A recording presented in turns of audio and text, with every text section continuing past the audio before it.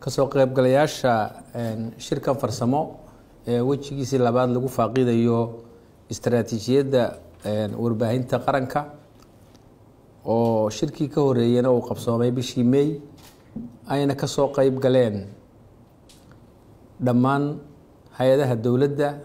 oo ugu sareeya xafiiska madaxweynaha, xafiiska ra'iisul wasaaraha iyo dhammaan wasaaradaha iyo hay'adaha kala duwan ee dawladda oo lagu falanqeeyay istaraatiijiyadda wajigeedii koobaad ayaa maanta waxaynu ku falanqeynaynaa oo inala jooga maamul goboleedyada xubnaha ka ah dawladda federaalka ah wasaaradahoodii warfaafinta saraakiil kala duwan oo ka socota oo agaasimayaasha guud ugu horeeyaan iyo agaasimayaal waaxyeed iyo howlwadeenno kale kuwaasoo la rabo inay ku soo darsadaan wixii contribution ah ama wixii ra'yigooda ah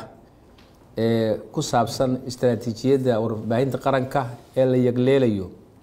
haddii aan dib ugu noqdo shirkan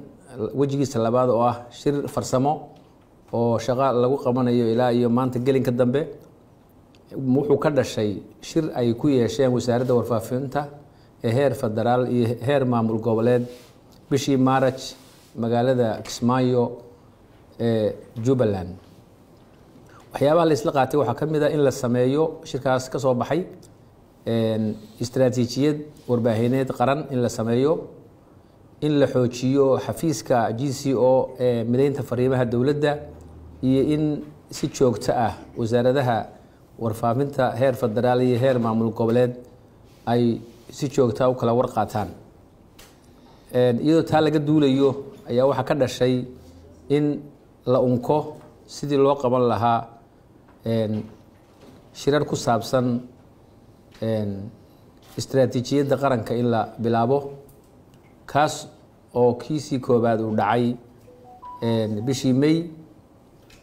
sidaan hore u sheegana ay kasoo qayb galeen dhammaan hay'adaha dawladda ee kala duwan. maantana waxaynu u fadhinaa shirkii farsamo ee labaad oo ay nagala soo qayb galeen annagoo u mahad celinaynaa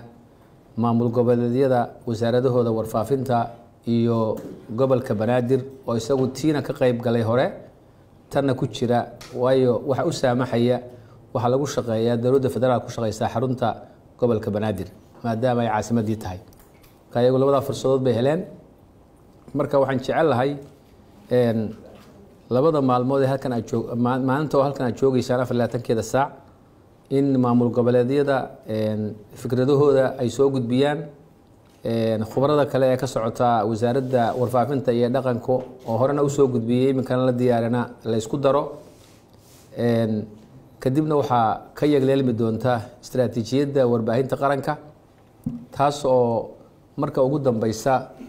tagi doonta inay ka soo qayb galaan wasiirada warfaafinta ee heer federaal iyo heer maamul goboleed,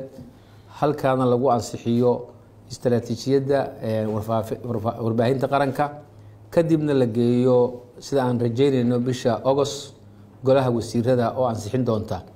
kadibna dalkeena oo dhami uu ku shaqeyn doono oo noqon doono dalkeenu dal leh istaraatiijiyad warbaahineed oo qaran oo heer federaal iyo heer maamul goboleedba lagu wada shaqeyn doono. waxaan jecelahay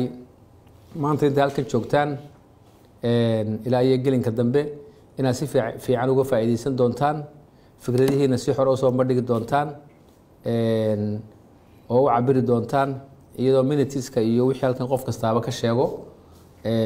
ama uu maamul goboleed kastaaba ka sheego ama wasaaradda federaalku ka sheegto ama gobolka Banaadir ka sheegoba la noodgarayn doono oo lagu dari doono muxuu ahaay minuteska la ururin doono. waxaan idin rajaynayaa shaqo wacan inay noo soo baxdo istaraatiijiyad qiimo leh oo aan ku shaqeyno dhammaanteen haddaynu nahay wasaaradda federaalka iyo wasaaradaha dowlad goboleedyada iyo dhammaan xafiisyada kale ee ka jira hay'adaha dawladda ee xiriirka inala leh ka shaqeeya dhinaca communicationka ama warbaahinta. shirku waa inoo furan yahay, waana mahadsantiin.